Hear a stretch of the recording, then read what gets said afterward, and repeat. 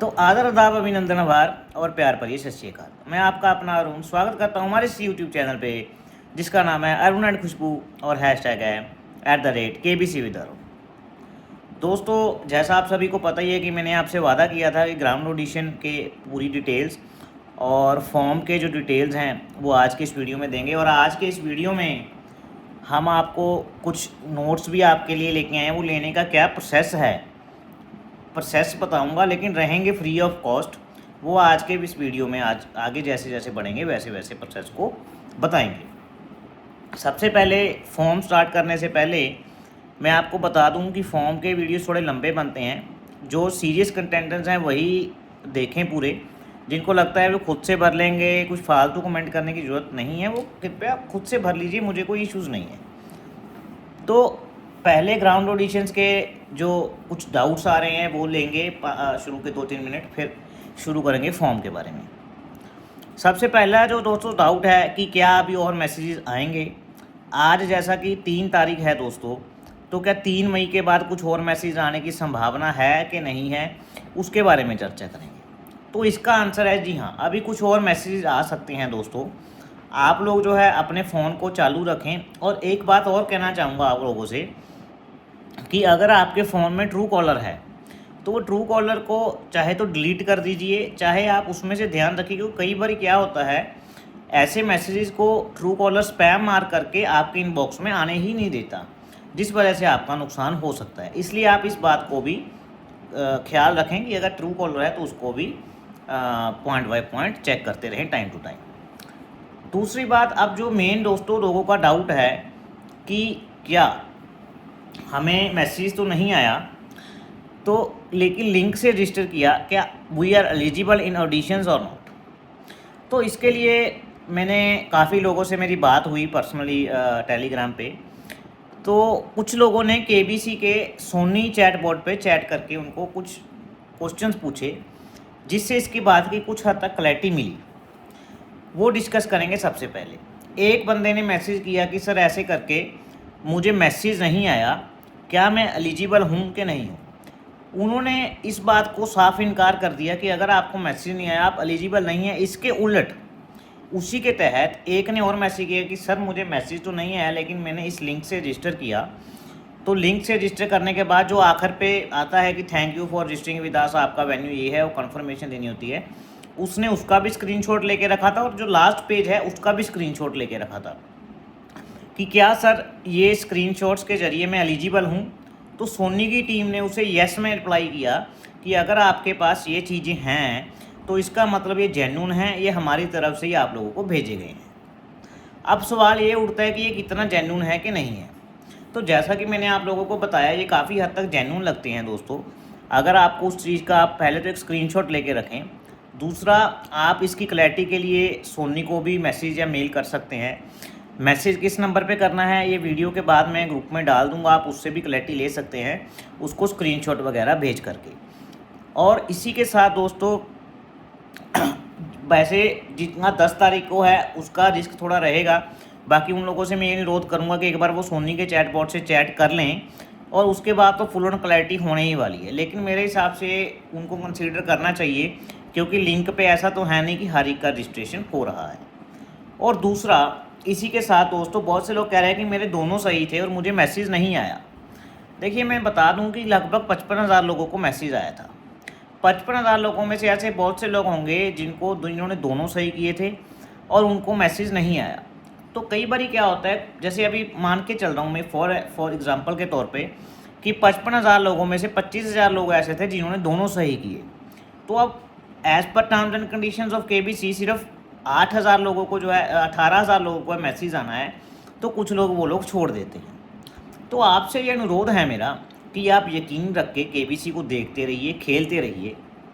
Reason being, अगर आपने मेरे केस में भी देखा होगा, मेरा बिल्कुल लास्ट में आया था प्ले लॉन्ग वाले में।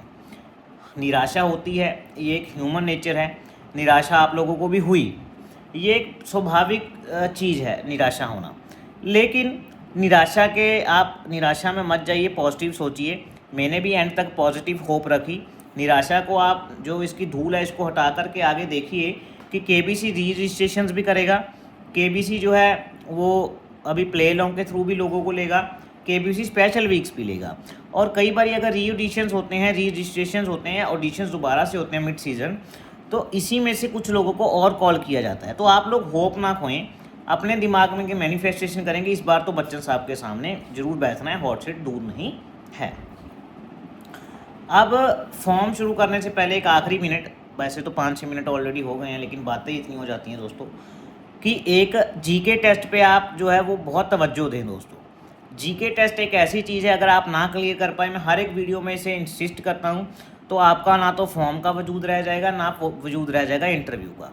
सारी की सारी सिलेक्शन इंटरव्यू और फॉर्म के ऊपर टिकी है, लेकिन प्रोवाइडेड कि आपका जीके टेस्ट क्लियर हो। जीके टेस्ट के लिए लिंक में दी गई लूसेंट और आर्यहंत की बुक खरीद सकते हैं। अगर आप ये बुक दोस्तों खरीदते हैं तो आपको उसमें से स्टैटिक पार्ट और करंट अफेयर का कुछ पार्ट कवर हो जाएगा। उसी के साथ आप जो लिंक डिस्क्रिप्शन बॉक्स में दिए हैं मैंने, दोनों बुक्स का, लूसेंट का भी और आर्यहंत का भी, उसी के साथ दोस्तों जो है मैंने अभी करंट अफेयर के भी कुछ नोट्स कहीं से बोरो किए हैं। वो नोट्स जिसको चाहिए उसके लिए एक कंडीशन क्या है कि आपने मुझे टेलीग्राम पे मैसेज करना है। मैसेज करके एक तो आप लोगों को दिखाना है कि आपने जो है हमारा यूट्यूब चैनल सब्सक्राइब कर रखा है, नंबर 1, उसका स्क्रीनशॉट चाहिए होगा मुझे। नंबर 2, आपने अपना नाम प्रॉपर, आपका एज, आपका प्रोफेशन और आपके ऑडिशंस कहाँ पे हैं।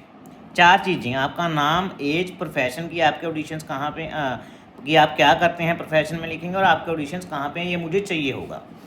क्योंकि टेलीग्राम पे मैं देखता हूँ अक्सर कि कोई लोग सिर्फ लिखा होता है ए, कईयों का लिखा होता है एस, कईयों ने नाम ही ब्लैंक छोड़ दिया होता है। तो उन लोगों को जो ऐसे विदाउट नेम सीधा नोट्स मांगेंगे, उनको नोट्स नहीं दिए जाएंगे। आपको एक तो यूट्यूब की आपने सब्सक्राइब किया उसका स्क्रीनशॉट, साथ में आपका नाम, आपका एज, आपका प्रोफेशन, और साथ ही साथ जो है आपका ऑडिशन का सेंटर। इसी के साथ दोस्तों आपको नोट्स 3 महीने के या 4 महीने के जो प्रोवाइड हो पाएंगे MCQ के रूप में, वो मैं आप लोगों को सेंड कर दूंगा। इसमें 24 से 48 घंटे लग सकते हैं, काफ़ी मात्रा में मैसेज आ सकते हैं, लेकिन जितनी जल्दी होगा आई प्रॉमिस यू कि आपको नोट्स मिल जाएंगे। चलिए अब आते हैं फॉर्म पे। उस दिन हमने डिस्कस किया था हाई स्कूल का नाम, कि आपने हाई स्कूल का जो नाम है वो लिखना है, और साथ ही साथ जो है इसमें आपको एक तो आपने 10th कहाँ से की वो लिखना है, साथ ही साथ आपने 12th कहाँ से की वो लिख देना है, साथ ही साथ आपने कौन से कॉलेज से अगर आप ग्रेजुएट हैं वो लिख देना है। बाकी जिसकी पढ़ाई जहाँ तक है, चाहे वो 8वीं तक है, जो कई बार बुजुर्ग लोग होते हैं जैसे उन्होंने नहीं पढ़ाई की है, कम पढ़ाई की है, तो उस जगह तक लिख सकते हैं, दैट्स इनफ। ये डिपेंड करता है कि आपने कौन सी पढ़ाई कहाँ तक की है। इसके बाद सिंपल आपका टेलीफोन नंबर, आपका मोबाइल नंबर लिखना है। इसके बाद आपकी ईमेल आईडी लिखनी है दोस्तों। ईमेल आईडी के बाद उन्होंने पूछते हैं ओरिजिनली फ्रॉम, मूल स्थान, आप कहाँ से हैं, कि आपका जैसे पले बड़े कहाँ पे, जैसे कहते हैं ना हम अपब्रिंग यहाँ पे हुए, तो आप पले बड़े कहाँ से, उस मूल स्थान का आप लोगों ने नाम लिखना है वहाँ पे। इसके बाद प्रेजेंट एड्रेस, की आजकल आप कहाँ रह रहे हैं, ये जो आपके आधार कार्ड पे है, जैसे 2 एड्रेस होते हैं, एक परमानेंट एड्रेस होता है, एक कॉरस्पॉन्डेंस एड्रेस होता है। तो कहने का मतलब जो है परमानेंट एड्रेस वो होता है जहाँ से आप बिलोंग करते हैं, कॉरस्पॉन्डेंस एड्रेस जैसे कोई जॉब के ज़रिए या कोई कहीं पे अलग काम कर रहा है वहाँ पे रहते हैं वो लोग, तो वो एड्रेस होता है। तो यहाँ पे परमानेंट एड्रेस लिखना है आपका, जो भी आपका आधार कार्ड पे है या अदर प्रूफ्स पे है, तो इसके लिए आपकी क्वेरी नहीं आनी चाहिए कोई। मदर टंग, आपकी मदर टंग कौन सी है, चाहे आप पंजाब से हैं, जैसे मेरी पंजाबी है, उसी तरीके से आप महाराष्ट्र से हैं, मराठी हो गई, बंगाली वाली हो गई, इसी तरीके से जो भी आपकी मदर टंग है, चाहे हिंदी, इंग्लिश, कोई भी है, वो आपको लिखनी है। इसके बाद लिखते हैं वो अदर लैंग्वेज स्पोकन, कि इसके अलावा कौन सी लैंग्वेज आपको आती है। तो इसमें स्वाभाविक है हिंदी आपको सभी को आती होगी लगभग, इंग्लिश और पंजाबी। ध्यान दें, यहाँ पे बहुत से लोगों को क्वेश्चन आते हैं कि सर हम साउथ से हैं, जो मेरे भाई बहन साउथ से हैं, कि हमारी हिंदी उतनी अच्छी नहीं है सर, कि क्या ये सिलेक्शन में बाधा डालेगी।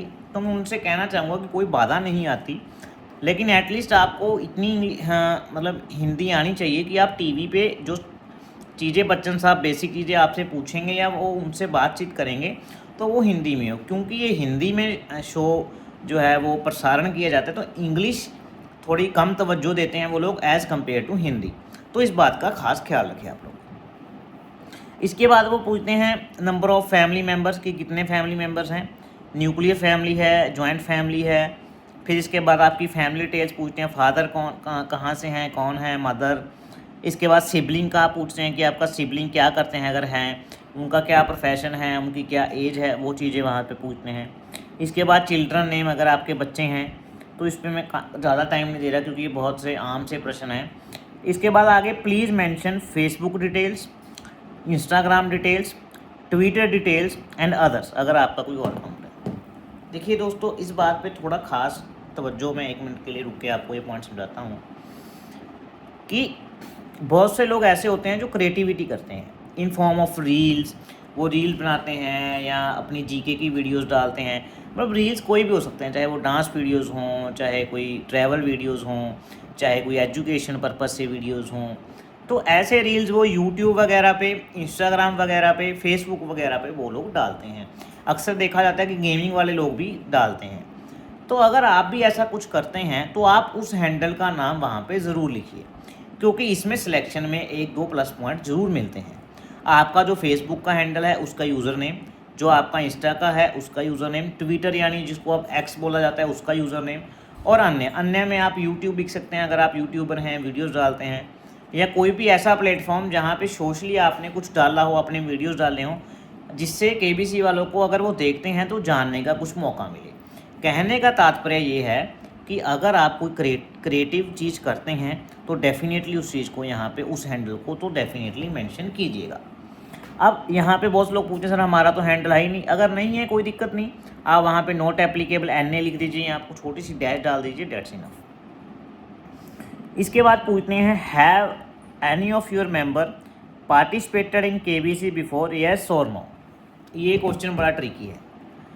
अब ये क्वेश्चन जो है, इस पे अगर तो आपके किसी फैमिली मेम्बर ने KBC में ऑलरेडी पार्टिसिपेट किया है तो येस टिक करना है, अदरवाइज नो। वैसे most of the answers no ही होते हैं, लेकिन जैसा अभी मेरे केस में कई बार सिस्टर कह रही थी कि मैं भी इंटरव्यू देना चाहती हूँ, हालांकि अब तो उसके एग्ज़ाम चल रहे हैं, लेकिन फिर भी वो येस टिक करना पड़ेगा। क्या इस पर सिलेक्शन का कोई असर पड़ता है?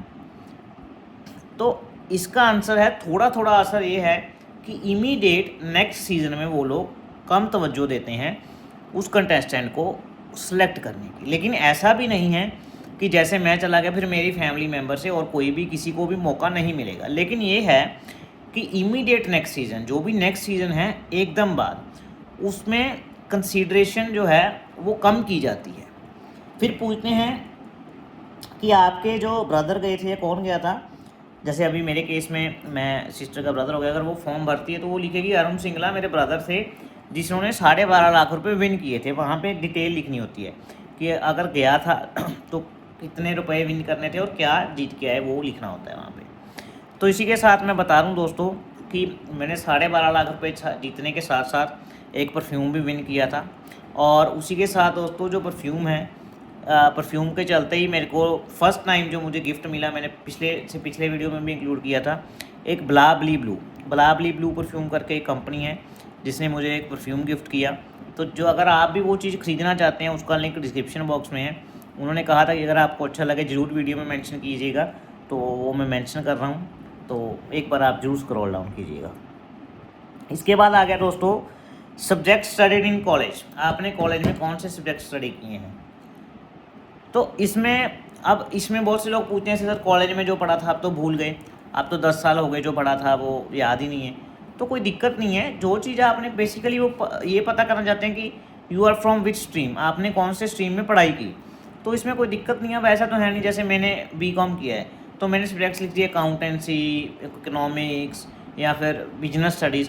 अब ये तो है नहीं मेरे से अकाउंटेंसी का वो लेके बैठ जाएंगे कि करंट एसेट किसको कहते हैं, करंट लायबिलिटी किसको कहते हैं। मतलब कहने का मतलब ये है कि आपने जो सब्जेक्ट पढ़े, 1-2 सब्जेक्ट जो आपको अच्छे लगते थे, you can mention it here in college, okay. इसके बाद ये वीडियो काफ़ी लंबा हो गया, last point of the video today. बाकी दोस्तों आप चिंता मत कीजिए, आपसे वादा है कि आपके इंटरव्यू से पहले फॉर्म कंप्लीट हो जाएगा। और आप जो मैं पॉइंट बता रहा हूँ ये कहीं डायरी पे नोट करते जाइए आप लोग, ताकि अगर आपको प्रैक्टिस करनी हो तो वो आप कर सकें। इसके बाद सब्जेक्ट स्टडीड इन स्कूल। अच्छा, उसके बाद पहले तो ये पूछता है कि आपने कौन कौन से सब्जेक्ट स्टडी किए थे, उसके बाद आपके फेवरेट सब्जेक्ट कौन से थे। दोनों चीज़ों में अंतर है। सब्जेक्ट्स में आप लिख सकते हो जैसे 3 4 5 सब्जेक्ट लिख दिए, उसके बाद फेवरेट तो इंसान का एक आधा ही होता है। जैसे मेरे केस में मेरा अकाउंटेंसी फेवरेट था, किसी के केस में मैथ्स फेवरेट होता है, यानी अलग अलग सब्जेक्ट्स किसी के फेवरेट होते हैं।